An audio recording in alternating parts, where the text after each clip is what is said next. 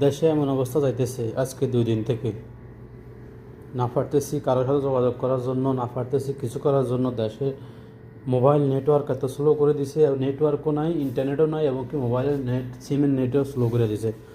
Direct phone করলেও কথা বোঝাইতেছে না। তা আমরা প্রবাসীরা আমাদের আত্মীয় স্বজন মা বাবার সাথে কথা বলে যোগাযোগ করতে পারছে। দেশের যে পরিস্থিতি, কার কী হয় কী না হয় কোনো যোগাযোগ করতে পারতেছে না কেউ। দেশের ভিতরেও কেউ কারোর সাথে যোগাযোগ করতেছে না, পাইতেছে না।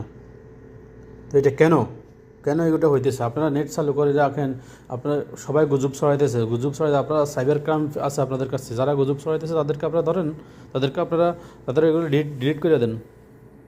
অ্যাটলিস্ট মোবাইলের নেটওয়ার্কটা আপনারা ভালো রাখবেন তো, নাম্বারে ফোন করার জন্য।